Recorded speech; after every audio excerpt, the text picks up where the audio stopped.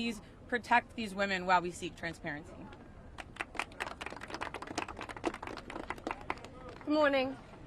My name is Anushka de Giorgio, and I stand before you today as a survivor of both Jeffrey Epstein and Ghislaine Maxwell.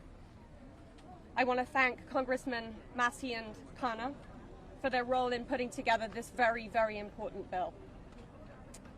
Every day of this journey toward healing has come at a profound cost to my mental health. But I am here. I chose to come because this bill really matters. I speak today not only in service of my own recovery from trauma inflicted by Maxwell and Epstein, but to honor the lives, the courage and sacrifices of Virginia Giuffre, Caroline Andriano, and others who could not continue. Their voices mattered. Their stories must not be forgotten. Accountability is what makes a society civilized. Equal opportunity and equal consequence for all. Consequences are not about punishment alone. They exist to deter future harm, to protect vulnerable, and to set a standard of justice. If Ghislaine Maxwell were pardoned, it would undermine all the sacrifices I made to testify and make mockery of mine and all survivors' suffering. That is why the Epstein Files Transparency Act is so essential. It requires the Department of Justice to release all the records related to Epstein and Maxwell investigations, flight logs, immunity deals, internal communications, and even the records surrounding Epstein's detention and death.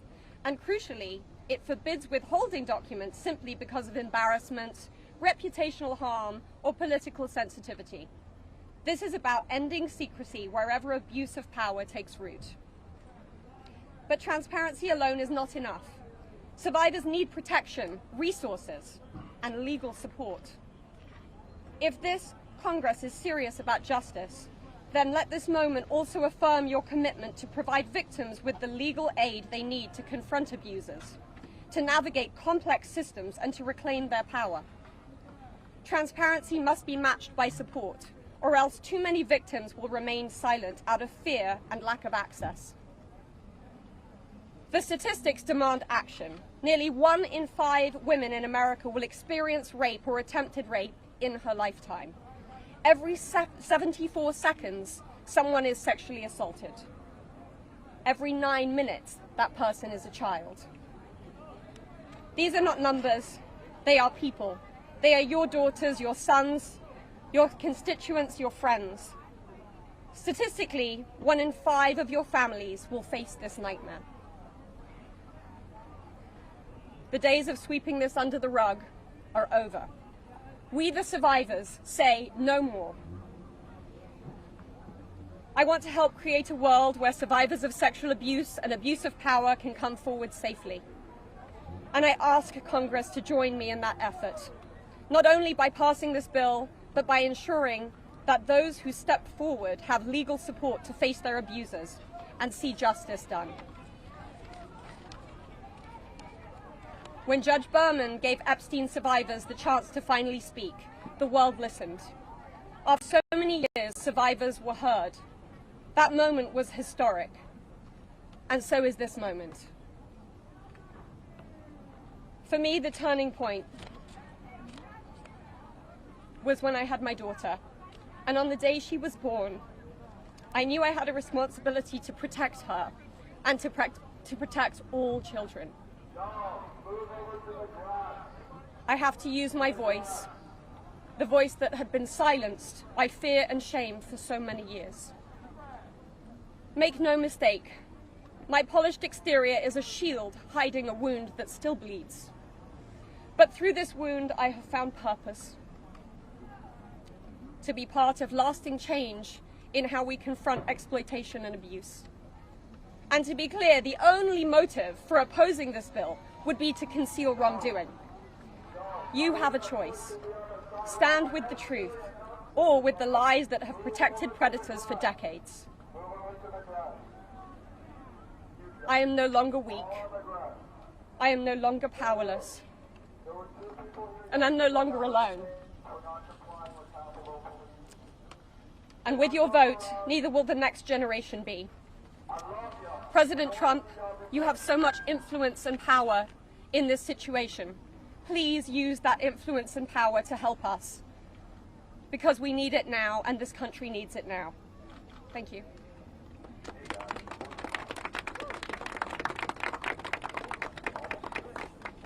Hello. My name is Annie Farmer, and I was 16 years old when I was flown to New Mexico to spend a weekend with Epstein and Maxwell. That same year, 1996, my sister, Maria Farmer, reported what happened to me there, along with reporting her own assault at their hands and their theft of sensitive photos of herself, of me, and our younger sister that she had taken for her work as a figurative painter. I am now 46 years old. 30 years later, we still do not know why that report wasn't properly investigated, or why Epstein and his associates were allowed to harm hundreds, if not thousands, of other girls and young women. We have never been told whether those images were found when they discovered a large amount of child sexual abuse material on his property. As a psychologist, I understand that when the systems meant to protect us recreate the abuse cycle, the betrayal that occurs can be just as damaging as the original trauma. This happens when survivors of these crimes are not believed, when our well-being is not weighed as heavily as those who have more resources or more privilege, and when perpetrators of these crimes are given a platform rather than the survivors of them. For so many years, it felt like Epstein's criminal behavior was an open secret. Not only did many others participate in the abuse, it is clear that many were aware of his interest in girls and very young women and chose to look the other way because it benefited them to do so. They wanted access to his circle and his money. Their choice to align with his power left those of us who had been harmed by this man and his associates feeling very isolated. I could never have imagined being here today and this chorus of support that we have all received. I have been sent so many notes and messages from people with no direct connection to this case who've expressed their solidarity with us. And I believe that is because, in part, as Anushka explained so well, this is an extremely widespread issue of child sexual abuse, of sexual exploitation, of sexual violence. This affects almost every family in some way. From my conversations with women in these last few days and from all of the support that we've received, it's very clear to me that we are not going away, and we are not going to be quiet, and we are not going to give up. And I ask the American public to stand with us and not give up. At a time with record high levels of distrust in our institutions and a perception that there are two Americas, one for those with power and privilege and one for everyone else, passing this Epstein Transparency Bill is one important step that can be taken to prove to Americans that the government does not side with sexual perpetrators. A thorough public review of this information is an important step in preventing the type of systemic failures that have occurred in this case and harmed all of us. An important step towards healing for those involved. Thank you.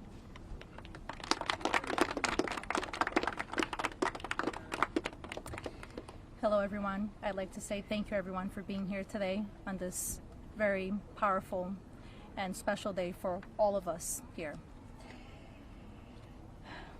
My name is Marina Lerta. I was minor victim 1 in federal indictment of Jeffrey Epstein in New York in 2019.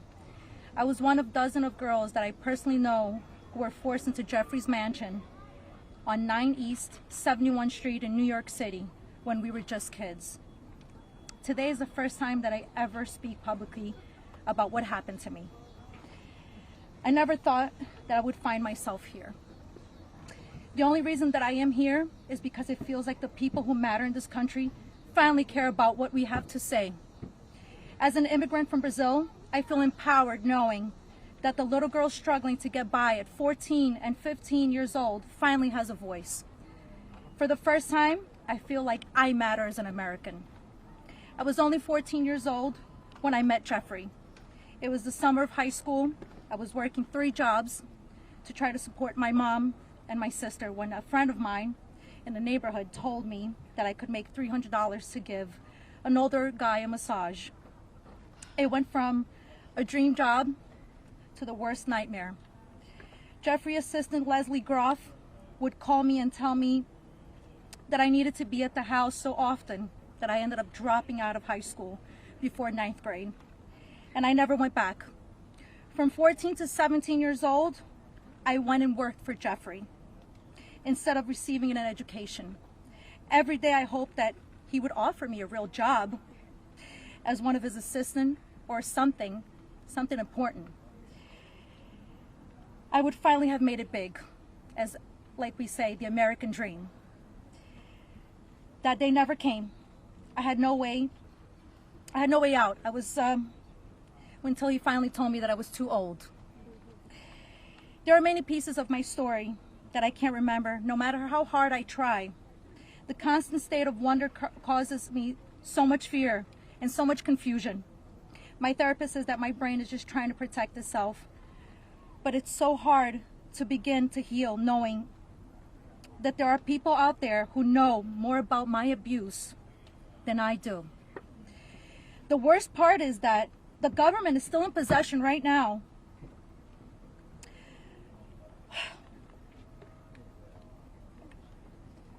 of the documents and information about that could help me remember and get over all of this maybe and help me heal. They have documents with my name on them that were confiscated from Jeffrey Epstein's house and could help me put the pieces of my own life back together. But I don't have any of it. And I know the same is true for many of these women.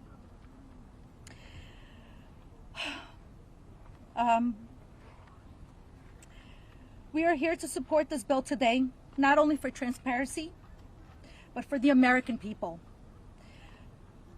But if the government is going to release these documents to the public, describing the crimes committed by Jeffrey Epstein and others, the least that they can do is give me my documents that they have about me.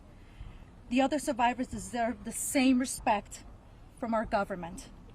While identifying information must be redacted to the public, it is equally important to provide the victims themselves with unredacted information. I will never forget when the FBI agent showed up in my door in 2008. Jeffrey Epstein hired a lawyer to represent me, or more like to represent him, I like to say. I couldn't ask any questions, and I had no idea what was going on. I was terrified. Until today, I think most of us are still terrified. I thought somebody was going to kill me. I thought something was going to happen to my sister or my mother. It went further out to even maybe thinking something would happen in Brazil with my family. And then one day, the lawyer said that everything was just going to go away.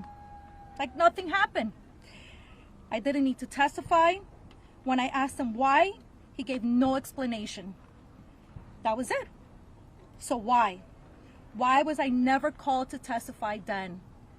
We could have saved so many women. We could have saved so many lives from being abused. Why did he get away with it in 2008? Why was he able to go on in the abuse with hundreds of girls after the Florida investigation? Why didn't they let me testify to help stop him? Our government could have saved so many women, but Jeffrey Epstein was too important and those women didn't matter. Why? Well, we matter now. We are here today and we are speaking and we are not going to stop speaking. Today, I stand here with the women who have really helped me to find the strength to come out and come forward to share my story for the very first time. Together, we are stronger than ever. While she may not be with us, Virginia Roberts, we will continue to use our voices to strengthen yours always. Thank you.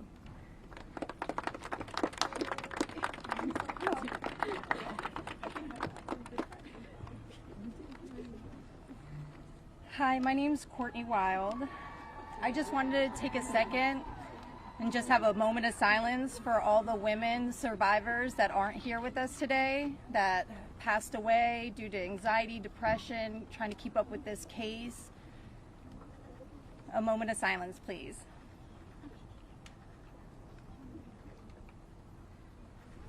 Thank you. My name is Courtney Wild. I was only 14 years old when I was introduced to Jeffrey Epstein by a 13-year-old friend of mine. The details of the abuse that he inflicted on me for years is not important today. In 2028, I was cooperating with the federal government in the investigation of Jeffrey Epstein.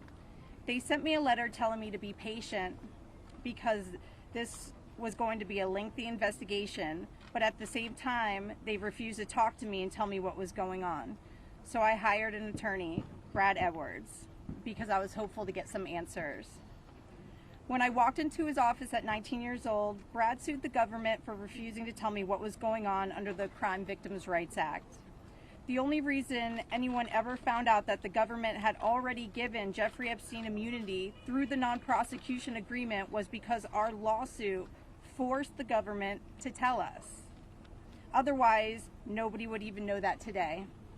Sometimes it's hard to believe that I had to sue the United States just to learn that my abuser was given immunity. I started as Jane Doe, but I decided I was proud enough to take on our country, and I was on the right side of history. We fought the government for 10 years to prove that the government violated our rights as crime victims and the crime victims' rights in order to protect a pedophile. We had to win the 11th Circuit Court Appeals to force the government to turn over thousands of pages of emails between Jeffrey Epstein and the government. Those emails provided the proof that the government worked very hard with Jeffrey Epstein to violate our rights. Why? Why did the government work so hard to protect Jeffrey and not so hard to protect me and my other innocent friends? Why was Jeffrey so important to the government, and why was I so insignificant? Why did nobody but our lawyers care before now? It seems people have only started to care because of Twitter and politics. But I would like to say this has nothing to do with politics. This is not a blue thing or a red thing. This is an everyone thing. We can all agree on this. The injustice that has happened here. Multiple, over and over. Everybody that talks about this just seems to make it worse. We need transparency. It's time for us to see beyond the curtain. Why was Jeffrey Epstein so protected? Who is still being protected? And who protected them all, so the world can understand how Jeffrey was able to abuse so many of us for so long.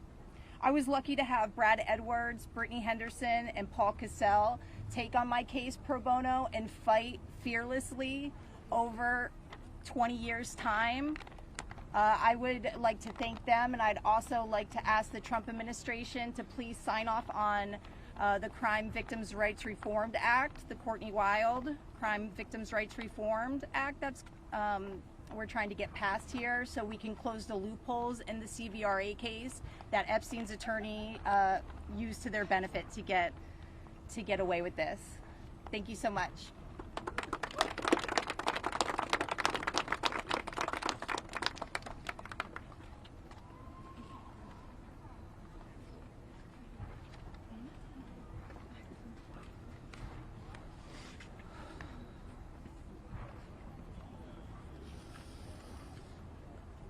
Good morning. First and foremost, we want to extend our deepest gratitude to Brad and Brittany Edwards, Congressman Massie and Khanna, and above all, the brave survivors who have entrusted us with the privilege of speaking today on behalf of Virginia Roberts Giuffre as her family. We are here today because we support H.Res.581, the Epstein Files Transparency Act, in its entirety. But as much as this bill is about shining a light on truth, it's not just about the bill. This is about justice. This is about survivors. This is about justice against the rich and powerful who have stolen something from these women and many children at the time, their freedom. the freedom to live their life without mental and physical scars that have been inflicted upon them by those who thought they were untouchable. The same freedom that these monsters took from these survivors, they should never be afforded. They should never be allowed to continue their lives with impunity. Let's be clear. This is not a political issue. This is not about left or right. This is about humanity. This is about doing what's right.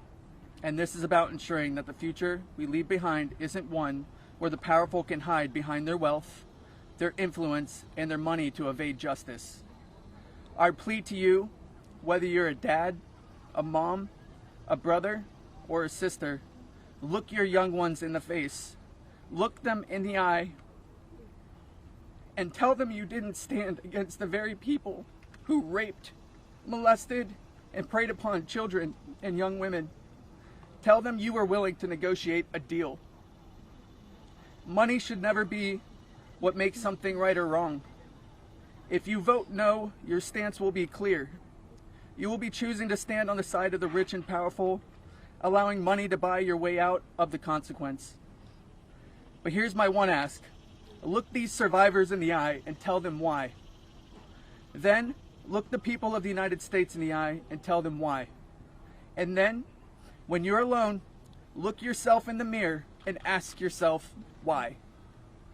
Virginia said it best, and I quote, "I have physical and mental scars that will never heal. I have memories that will never go away. They say time can heal, but this won't. Not until the justice system makes an example out of these people with so-called privileges. I just call it money. The only time I can begin to heal is when their freedom is taken from them, just like they did to me and literally thousands of other victims. The survivors of this horrific abuse are watching. The American people are watching. And history is watching. Which side will you be on?" Thank you.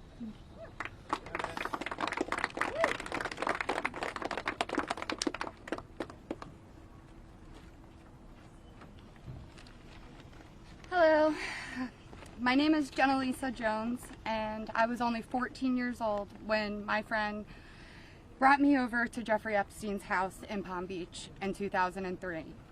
I had a terrible home life, but I was such an innocent kid then. I always did my best in school, and I had such a positive outlook on life. Until that day that I met Jeffrey, I have never been more scared in my life than I was that first time that he hurt me. I remember crying the entire way home, thinking about how I couldn't ever tell anyone about what actually happened in that house. This guy was so rich and had so many pictures with so many famous people, and no one would have ever believed me if I told them. I want to thank Congressman Ro and Congressman Thomas Massie for having me here today. It was really hard for me to find my voice and to become strong enough to speak about my abuse. I didn't come forward until 2019, and even then it was like I was afraid of a ghost. I know that I was just a little kid, but sometimes I still feel like it is my fault that this happened. Being given the opportunity to speak at the United States Capitol building about something that is so important, not just to me and the women before you, but to the entire country. Together, we can finally make a change. And that is thanks to the people like these two congressmen and their teams who actually care about the victims. If you are a member of Congress and you are listening to all of us speak here today, please really listen to us. Please vote for this bill to be passed. Please recognize how important it is for transparency relating to Jeffrey Epstein. Whether you are a Democrat or a Republican, this does not matter. This is not about sides. You are an American, and you are a person who has chosen to serve in an elected position to stand up for those you represent who cannot always stand up for themselves. We are those people. We are the Americans that you promised to protect, and we need your help. Please, President Trump, pass this bill and help us. Make us feel like our voices are finally being heard. Thank you.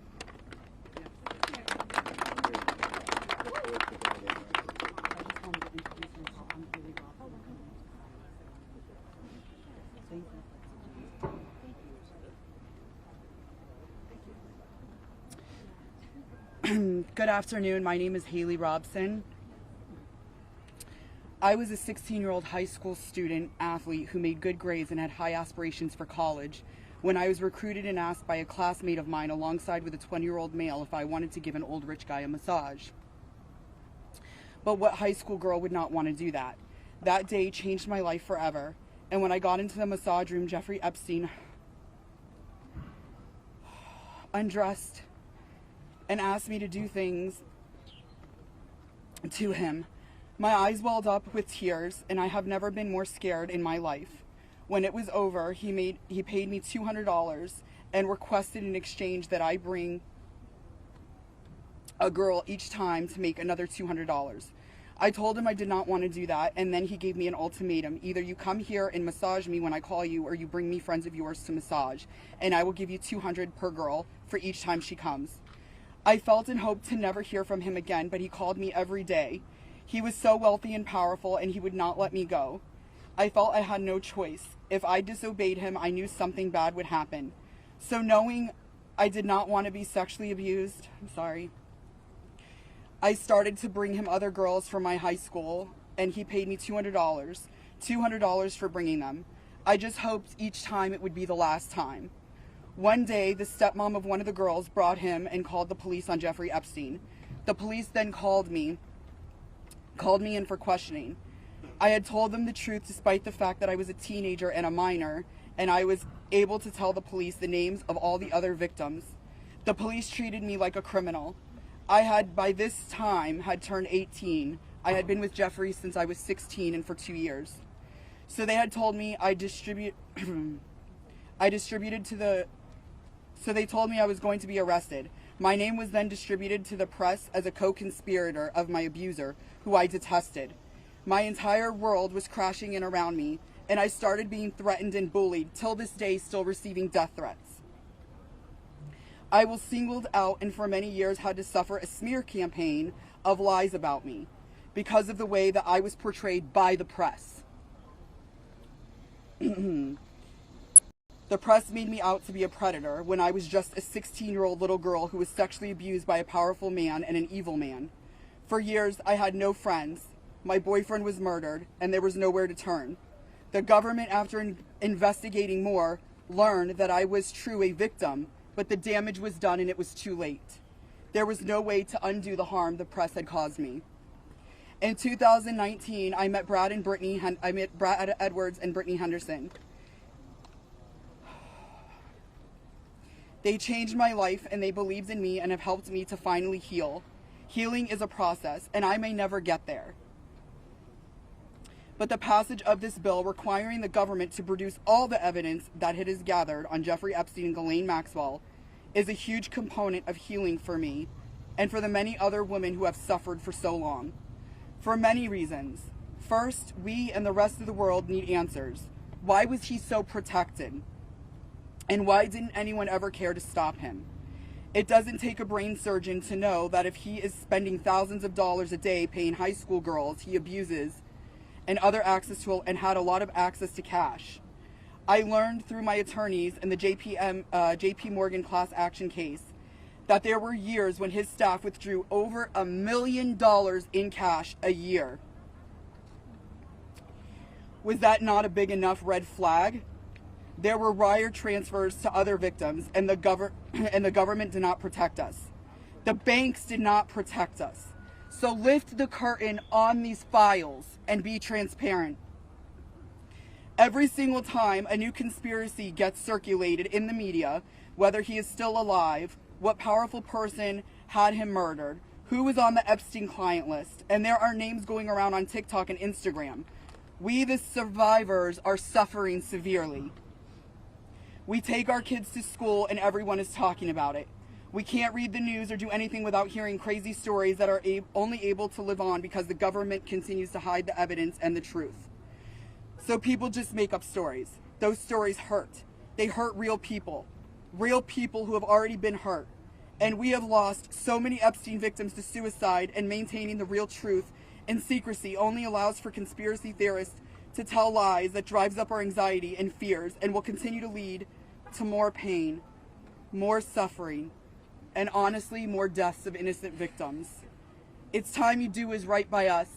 Unseal all the documents. We are requesting transparency, and I am requesting every congressman and woman that goes against this bill be outed. I want to know. Thank you.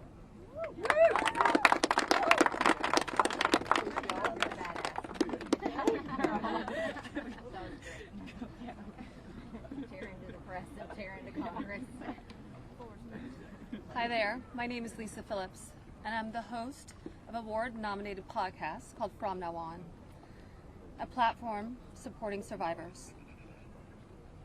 I want to thank all of my survivor sisters who came before me today. I'll be very short. In the year 2000, I was taken to Jeffrey Epstein's island while on a photo shoot on a nearby island. Who I saw and what I experienced there was a glimpse into a very dark and disturbing world. For years after, I tried to avoid Jeffrey, but he had introduced me to Katie Ford, the owner of the Ford Modeling Agency. Epstein's reach went to the very top of fashion, arts, and entertainment.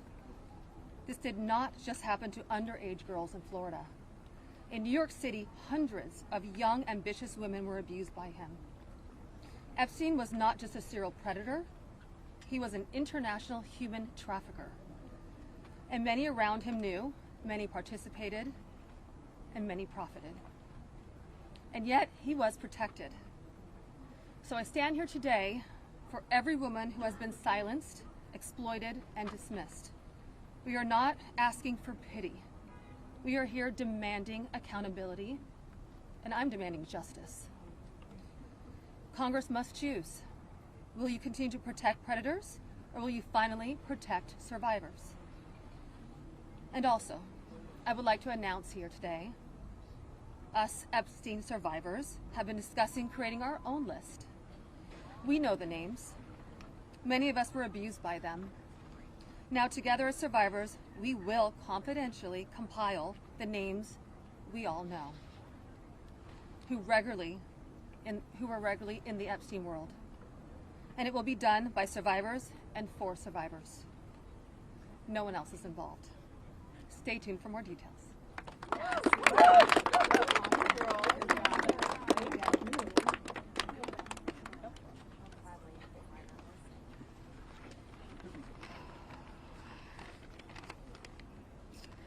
Hello, my name is Shante Davies, and I'm here before you today as a survivor of decades of pain, trauma, and betrayal at the hands of Ghislaine Maxwell and Jeffrey Epstein, and the people who enabled them, and a government that for far too long refused to help.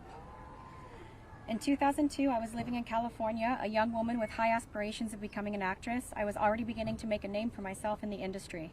A person I trusted, someone I thought was a friend, invited me to meet a powerful woman who could help advance my career. That woman happened to be Ghislaine Maxwell. I was asked to give her a massage, though I had almost no experience, and when I did, she praised me and promised introductions to someone enormously powerful, someone who could change the course of my life, and that man was Jeffrey Epstein.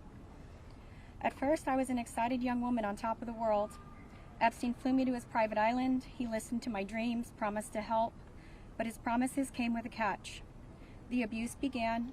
He told me to keep it secret. He manipulated me with quid pro quo I did not consent to, but I felt I had no one to turn to. He was too powerful. I was just one of the many young women trapped in his orbit. I was even taken on a trip to Africa with former President Bill Clinton and other notable figures. In those moments, I realized how powerless I was. If I spoke out, who would believe me?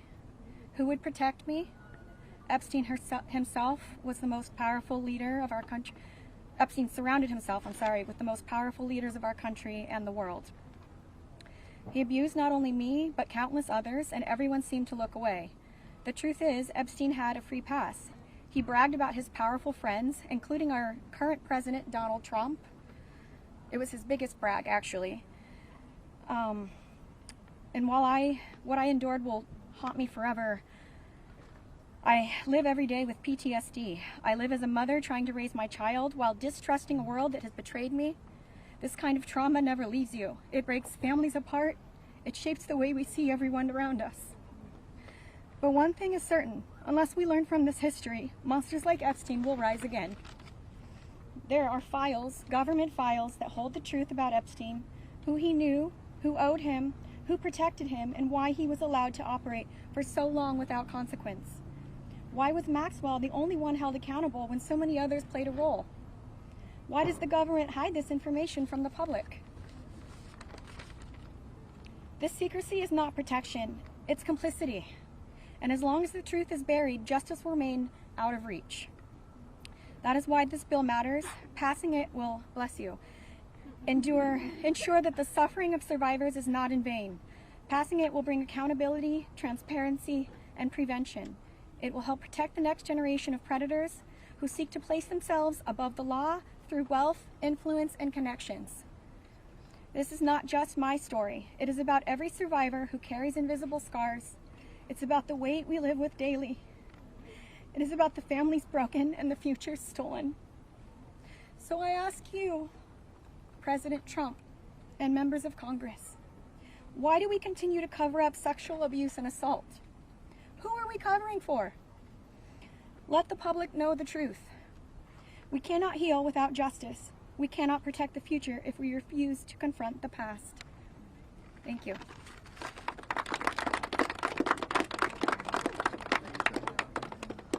Let's just give a round of applause for all the courage and strength that the survivors have shown. We now will take a few questions. You can always get Congressman Massie, me, or Congresswoman Green in the hallways and other places. If you have questions for us, that's fine. But I wanted to see first if you have questions for the lawyers and the survivors, and Brad will facilitate any of the questions to the survivors. Yes? Yeah. This question would be for the survivors, Mr. Edwards. The President has said that this Epstein issue is a hoax, is the words that he used. Can we get your reactions to what you think when you hear him say that? Oh, I'll answer that. Mr. President Donald J. Trump, I am a registered Republican, not that that matters because this is not political. However, I cordially invite you to the Capitol to meet me in person so you can understand this is not a hoax. We are real human beings. This is real trauma. What does it feel like emotionally to hear that? Devastating. It's being gutted from the inside out. Not that I would know what that feels like, but I imagine it's the anxiety buildup with the depression and the survival mode, and then your nervous system goes limp and ironically is shot, and it feels like you just want to explode inside because nobody, again, is understanding that this is a real situation. These women are real. We're here in person. To say that it's a hoax is just not... Please humanize us. I would like Donald J. Trump and every person in America and around the world to humanize us, to see us for who we are and to hear us for what we have to say. There is no hoax. The abuse was real. Now, what goes on behind closed doors, I can't speak for that. What happens around the world politically, I cannot speak for that. But I am here with all of these women, including our attorneys, and I would be more than happy to meet with him, and I will meet him halfway.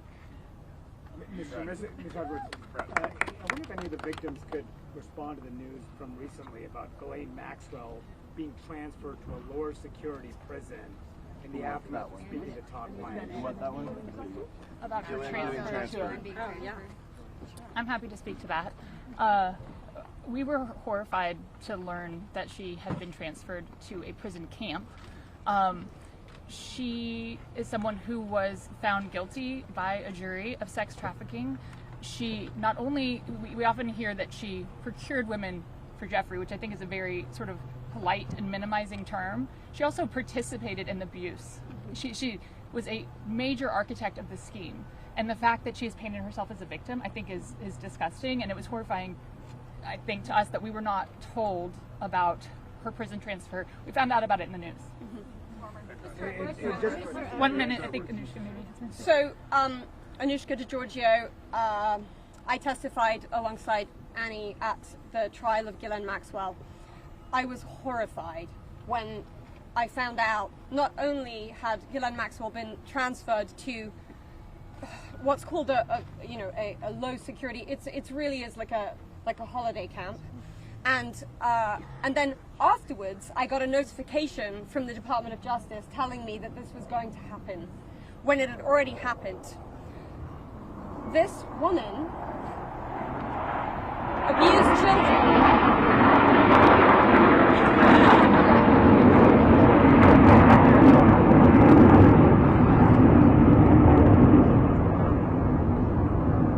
I was abused by Jeffrey Epstein and Ghislaine Maxwell for over 10 years. Ghislaine Maxwell was present for some of my abuse at the hand of Jeffrey Epstein. She was present, she was complicit, she was enabling, and it is appalling and disgusting. And it's one of my worst nightmares that she not only be transferred, but at the possibility that's very much going around that she might be pardoned. This is not okay, guys. This is not okay. And I just want to add that I think it sends a very dangerous message to our country, to the young people in our country, that someone that we all know is aware of these crimes could be given a pass. And just for the last survivor who just spoke, she said that Epstein would brag about her relationship with Donald Trump. Could she please elaborate about that? Shante. The microphone. Get close. Yeah, I did say that.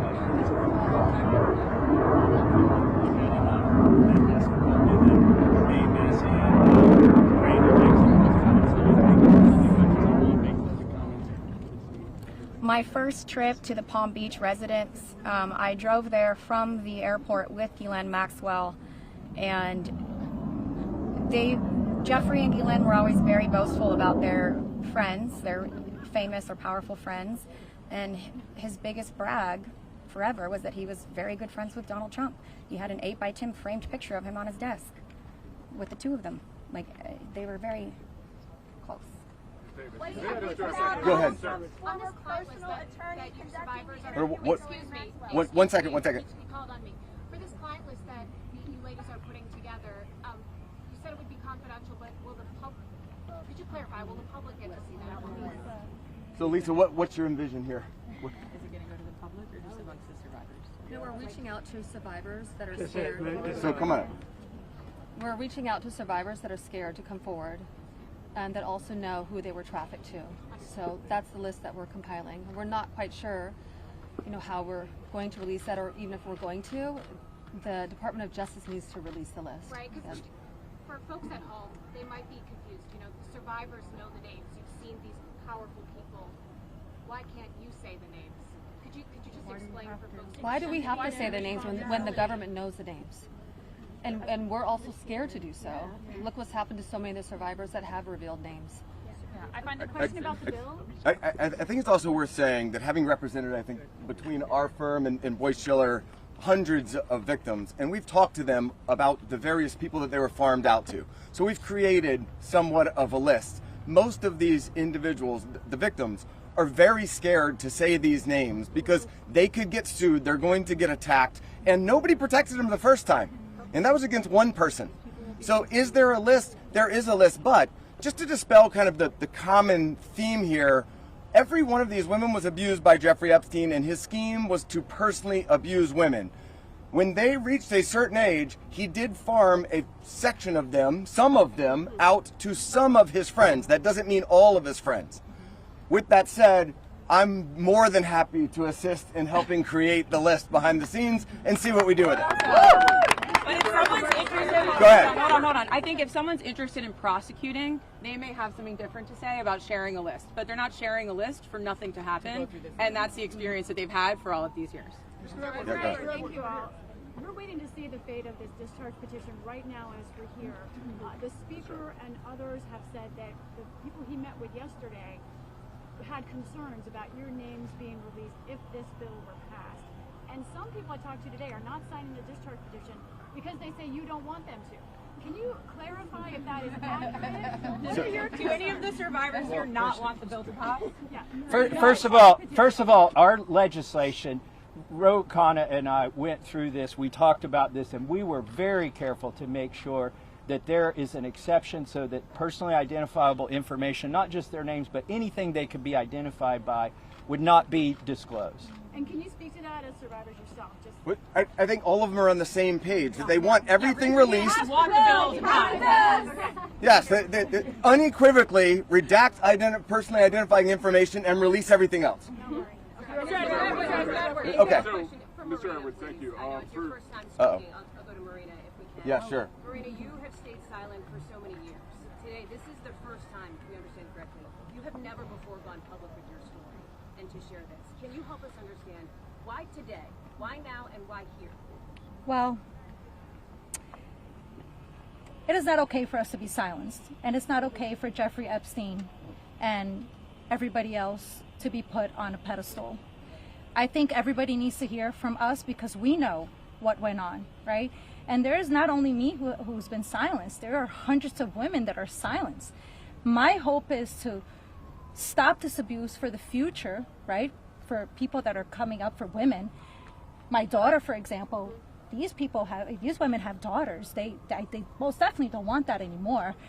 And I think mainly this is therapy for all of us too. You know, we want to be heard. Nobody also has never asked me to speak. That's also another thing.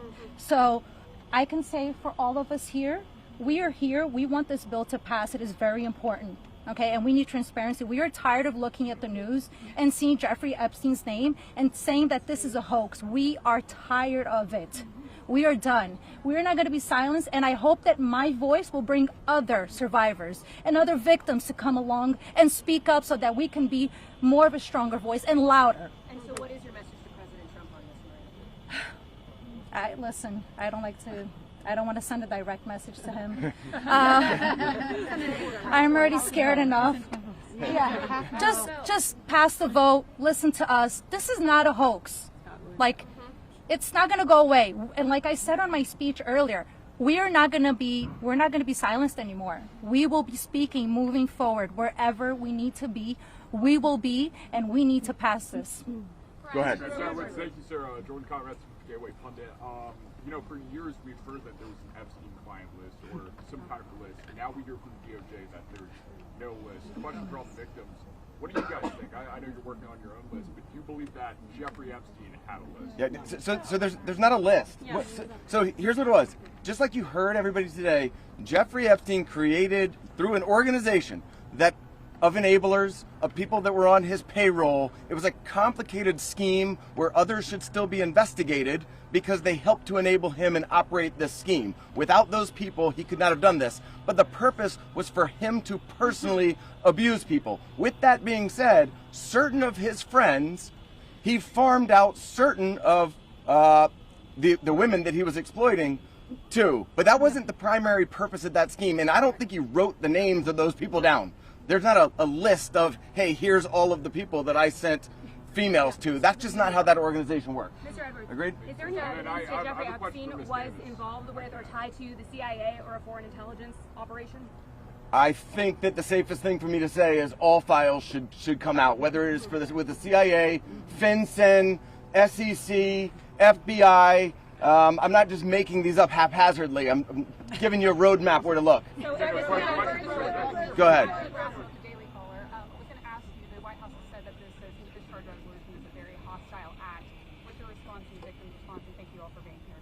I'll go first and then I'll let them. They're much more important than me, but I don't understand why it's a hostile act. I can tell you that I talked to President Trump back in 2009, and several times after that, he didn't think that it was a hoax then. In fact, he helped me. He got on the phone. He told me things that were helping our investigation. Now, our investigation wasn't looking into him, but he was helping us then. He didn't treat this as a hoax. So at this point in time, I would hope that he would revert back to what he was saying to get elected, which is, I want transparency. This about face that occurred, none of us understand it. In fact, I don't understand how this is an issue that's even up for debate. How do you not stand behind these women after you've heard their stories and know that hundreds of them were abused, and it was only because files are being kept in secrecy? The world should know who he is, who protected him, and the other people that are out there to be investigated need to be investigated. Sir, Ms. Davies, Good. Are there any people people who are currently serving in government, who are named, who you know of, are in these files, who you had relations with, anything of that sort, who Jeffrey Epstein connected you with? Are you willing to say yes or no? I don't think I can answer that. Mr. Edwards, right here, please. Mr. Edwards.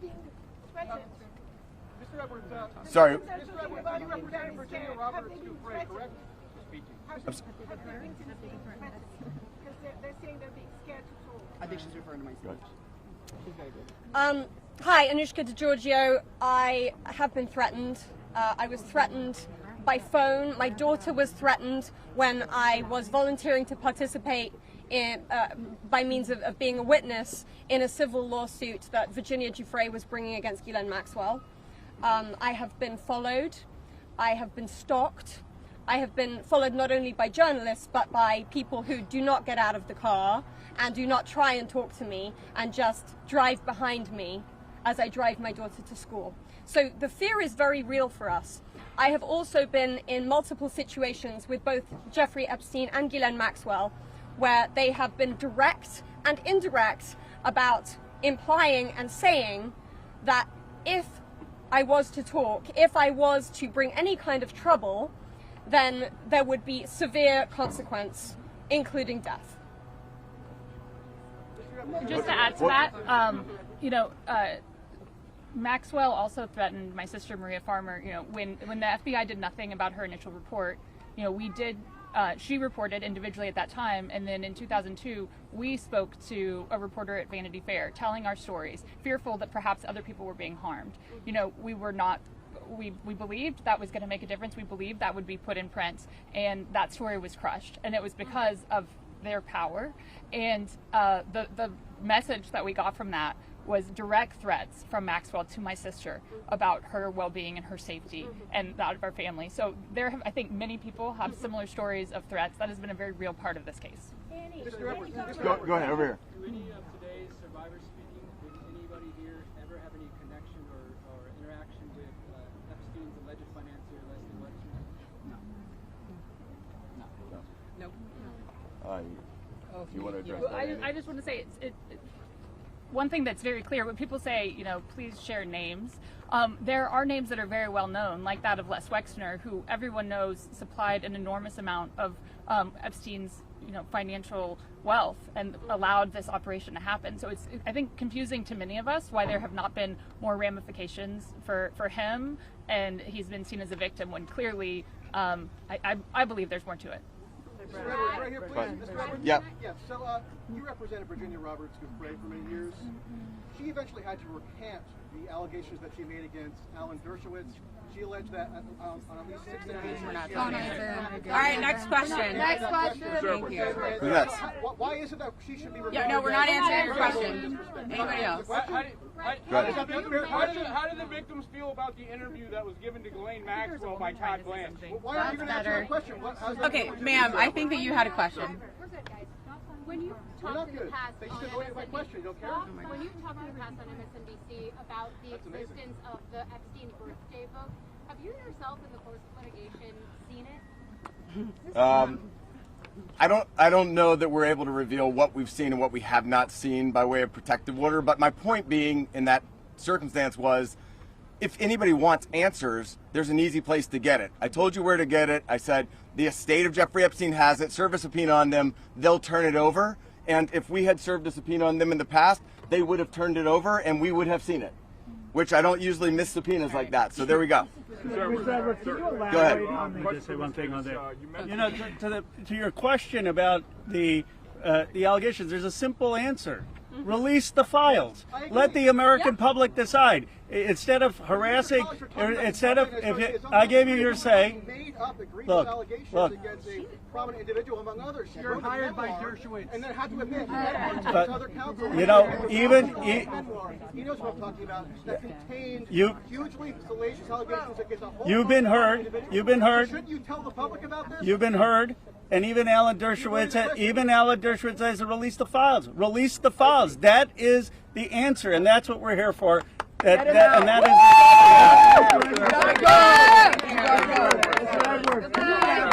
Can you elaborate on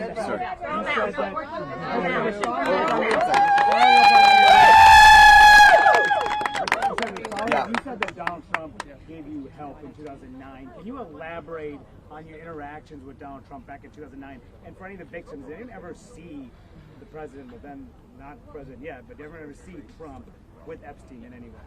I don't know who's. I don't think that we can answer that question. Did anybody see Trump with Epstein back then? This is really not a political thing. We want the passage of the bill, and this is not to call out President Trump. What about your interaction with Trump? My point was that he was friendly back then, did not think that it was a hoax, and was trying to help. And now it seems like all of a sudden somebody's in his ear and he's not. So I'm hoping he'll come back to where he was back in 2009, be on the side of the victims and stand with us. On the passage of the bill, go ahead. Representative caller, I wanted to ask the victims what they thought of the interview with Todd Blanche with the Deputy Attorney General when the DOJ. Can you answer that? Do you want to answer? I would. Teresa will step up. I would. Teresa J. Home. Happy to speak on that because what I will say is she got this airtime and platform. Her voice was elevated way before our voices were elevated here today. And that same calm, manipulative voice that she had so polite there that day with Todd Blanche was the same polite, coercive, manipulative voice that I heard as she was grooming me to then send me off to the home of Jeffrey Epstein where he would assault me. So that's what she was doing for hours, speaking with me, building relationship with me, building trust with me, allowing me to believe that I was going to get this job, a dream job that I had been recruited from my college, flown across the country from Los Angeles to New York City to interview, so I thought. So her voice that day was the same voice that sent me off to a monster. So nothing can be believed from what she says because she's been charged with perjury. I myself could sit there and listen, and as I did, I sat there and listened to this woman's voice lie. And there was no pushback from Todd Blanche because does he even have the facts to be able to push back on her? We could sit there and push back. Why didn't we get to attend that? Why weren't we there that day? Or why wasn't even one of us consulted prior to that day in that meeting? And why on earth has she been moved from Florida to her, it basically is prison spa. I mean, let's be real. None of us were consulted. I found out just like everyone here found out through the media, through all of you. We found out about Ghislaine's transfer. So I'm very angry to sit there and listen. The feelings that come up listening to this woman's voice is repulsive. Yes, I would say it's triggering. We all work very hard on healing, and it still gets to us after 2 decades. It's a very long answer, but it's repulsive to sit there and listen to her voice in her interview. Can we take two more questions? One over here. My reporting in Vanity Fair directly led to a $100 million payment from J.P. Morgan to the Virgin Islands. Will you go after the DOJ, the FBI, because they're sitting on evidence? I've held the evidence in my hands. Can you speak to that? I think that there's nobody that's immune from us going after them if there's a legitimate action to take. So to the extent that evidence exists, then show it to us and we'll help in every way we can. We stand with the victims. Okay. One more. Can the survivors speak to speaking of being threatened and being afraid to come forward with the story to the case of Katie Johnson, who alleged that Donald Trump and Jeffrey Epstein? I don't think we can talk about. I don't think we can talk about that case. I do think it's worth saying, though, despite the comments that he made, Virginia Roberts Giuffre is an American hero. She is somebody without whom we would not be able to have this voice. She was the one who had courage to name names, speak out against people, and she was standing up against everybody at one time with an enormous amount of pressure. And most of these women are here because of Virginia Roberts Giuffre. All right, last one. Johnson says he's protecting the innocent. Could one of the victims say, do they think clearly not us. I don't think that anybody knows, but I can tell you that in the oversight committee meeting yesterday, they indicated that they were all for transparency, releasing the files, and asked us to hold them accountable. Isn't that right? Yeah. They said hold them accountable, so we intend to hold them accountable. We're going to show them where to go with it, and as long as they're doing their job, they should. I'm going to turn it back over to Ro Khanna. Thank you. Let me just say this. Let me say this. I think the people back who are testifying here today or speaking out today, they are American heroes. Let's give them another round of applause. And you say, look, Thomas, Marjorie, and I, we're huge believers in the First Amendment, and we believe in free speech, and we take abuse all the time. But you see, you see why it's so hard to do what they have done, because they come forward and you subject yourself to national scrutiny and national questioning. And I just want to say from the bottom of my heart how appreciative I am and how proud I am of what you've done today. You made a big difference. Before I bring on Marjorie and then Thomas will have the last word, I want to summarize 3 basic things that I heard from the survivors. First, they want to know why our government covered up for someone rich and powerful. Why is it that we have 2 Americas? People say, why do you need to release the Epstein files if Epstein is dead and Maxwell is in jail? Because we don't know who all was involved in the cover-up. Why are there rich and powerful people who didn't have justice? They want to know that. Second, many said it's important for their own closure. They don't know their own abuse. They want to understand what's in these files for themselves. And third, we heard that there are many others who obviously were involved. And they want to know, and the American people deserve to know what was there in those files. I actually think they're helping us come together as a country. I've never done a press conference with Marjorie Taylor Greene before. I've done some with Tuss, but look, this country is divided, it's exhausted. This is one thing that we can come together on. Yeah. And I was very clear with Thomas. This is not against President Trump. I would like nothing more than a Truth Social post for him after this press conference saying, just release the files. Be with Massie, Khanna.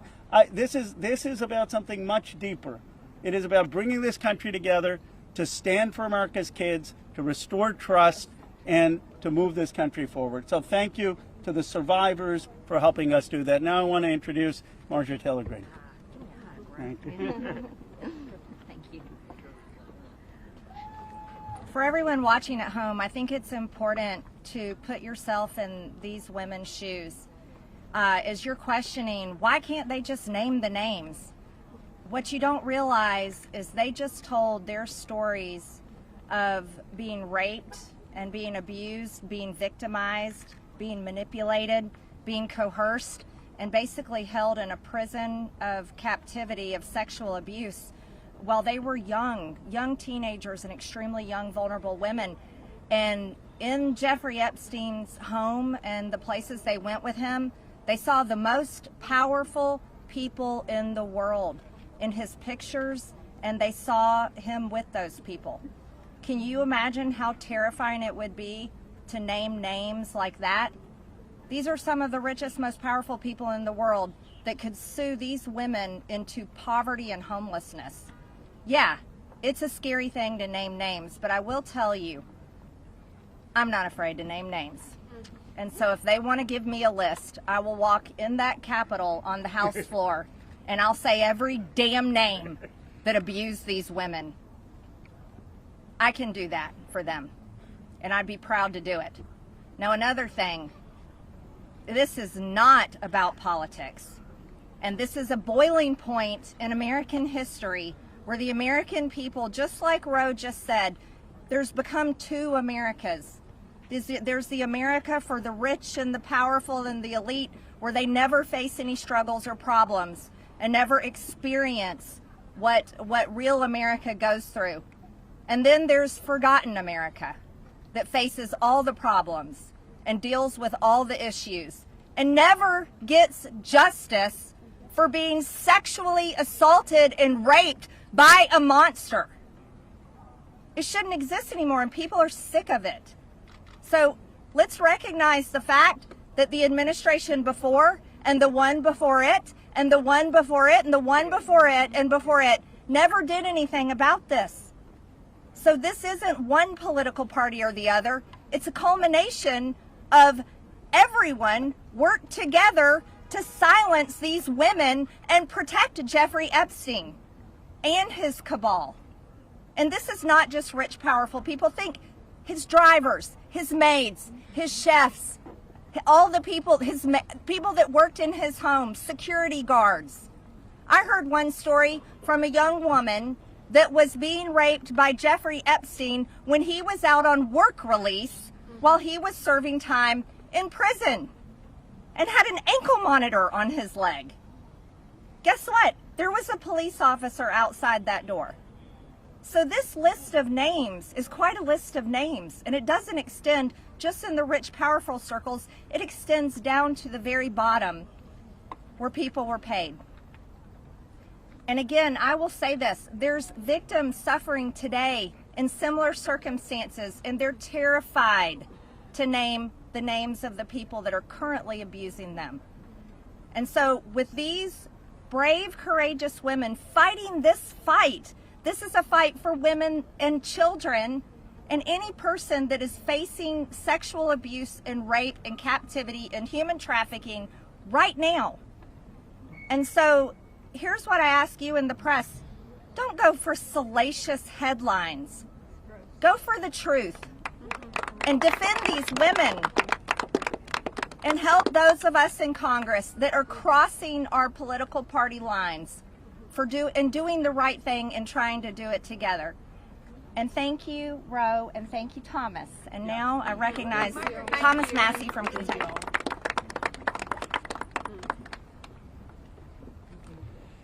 Well, there's 3 branches of government, and we're supposed to keep each other accountable. And that's what we're doing here today in the People's House. We're standing in front of the People's House with real people, not a hoax. And they've told their story. We wanted to give them a platform to speak, and they've had it. They stepped up, and they were brave. But I also today hope that they would persuade my colleagues to join this effort. But I found out something today that happened that I wasn't expecting. They persuaded me to fight even harder. I'm not going to give up. And I want to end with this call to action. First, a call to action to my colleagues who, just an hour before this press conference, were prepared. They were given a fig leaf. We'll put a resolution on the floor so that you can say that you voted to protect the survivors. Their resolution doesn't really do anything. And that's the oldest trick in the swamp. When you want to kill the momentum, when you want to kill initiative, you introduce a placebo, a different bill that does nothing, and then try to pull the wool over the eyes of the American people. That's not going to happen this time. We demand real accountability. I encourage my colleagues, please, there's over 200 Republicans who have not signed this discharge petition.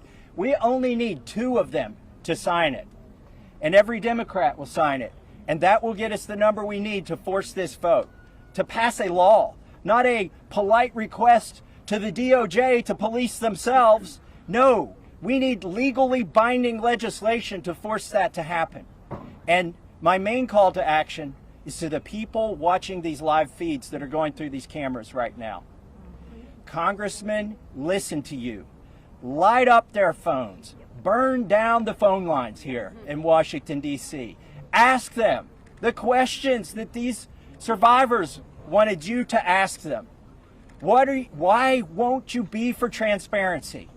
Don't accept their answer that the bill has a flaw or that the survivors don't want it. We know that's not true. They wouldn't be fighting it so hard in this town if it wasn't the real bill.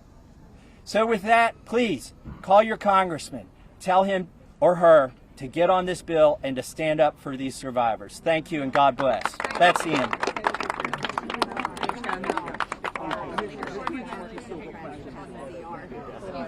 Thank you guys very much. This is unbelievable. Thank you so much.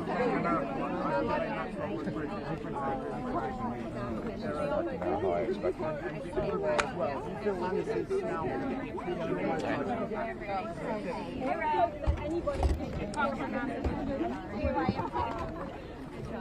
Congressman Massie. Congressman Massie.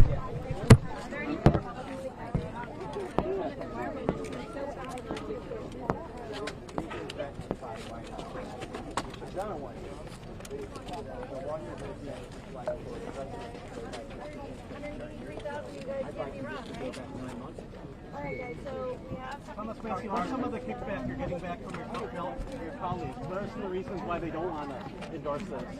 They're being threatened. I mean, look, I've got $2 million of ads running against me back in my district, and it's funded by 3 billionaires. One of them's in Epstein's blackmail. I mean, this is what happens. Your consultants, your political consultants will abandon you when the White House gets mad at you. The speaker will block all of your bills. They'll shut down your fundraising. This isn't political, but it is. I mean, the opposition to this is very political. What's the impression of the White House trying to whip against this vote so actively?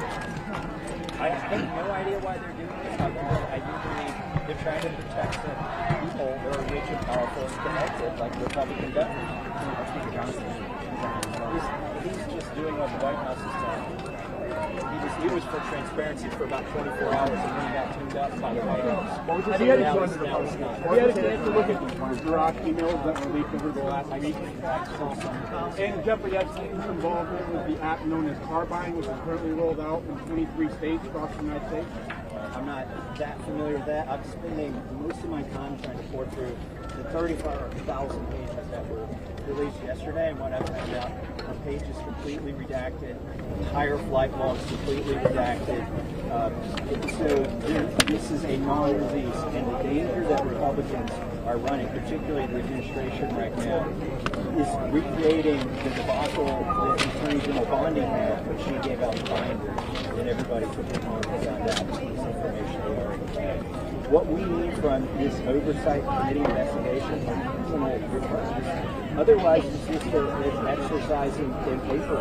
What is your voters and you are not backing down and this issue is not going away? Excuse me, I'm just looking for something. Oh, there it is. Everything that I can. I mean, I think I already am, but I can probably take more.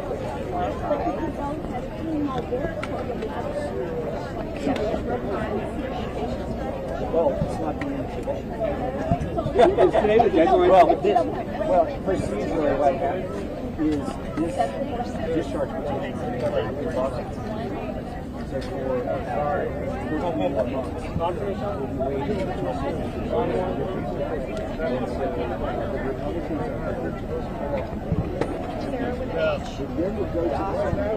Let me hear your voice.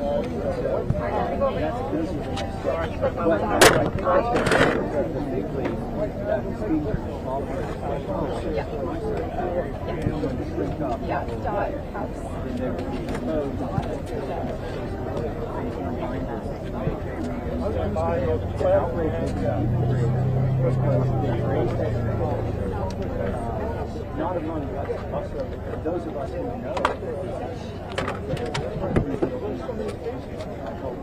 but they've raised expectations and are going to What is your message to Republicans who might be waiting for Well, my message is it's an opportunity. Once we get through this, we're not collecting it. So be one of those two that are on the right side of this.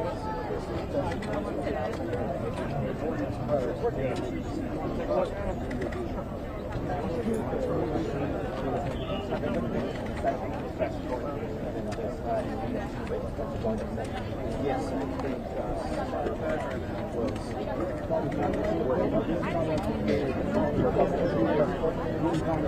not that I know of. So that would be if people are working on a second call. What are you doing in the Senate? We've got this going in the House.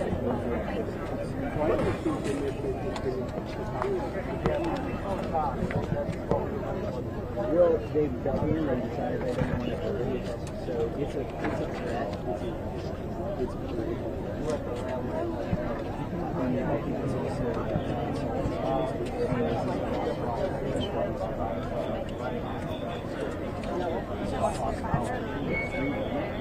sponsoring this legislation on the Republican side. Why is the White House trying to do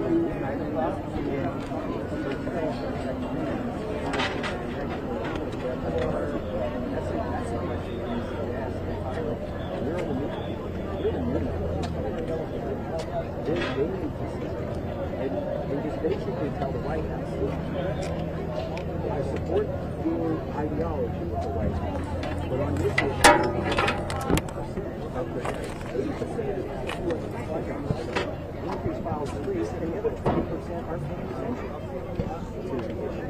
So it's the right thing, policy-wise, and it's the right thing political-wise. They just have to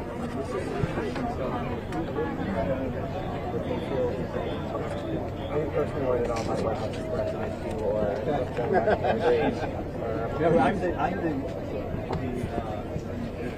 it's already happened. I mean, they're already going to do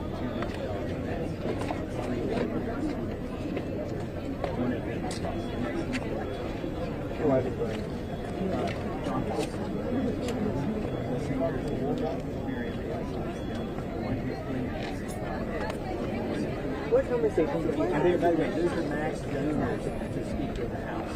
They're max donors to the NRCC, they're max donors to the RNC, they're max donors to Trust Fund. These are 7, 8-figure donors. What conversations have you been having with your colleagues to try to bring the bill, especially with the speaker criticizing the language? Really bad that he's raising specific criticism. Minority political leader, actually, just myself and I were honored that he looked at 3 entire pages from the very privileged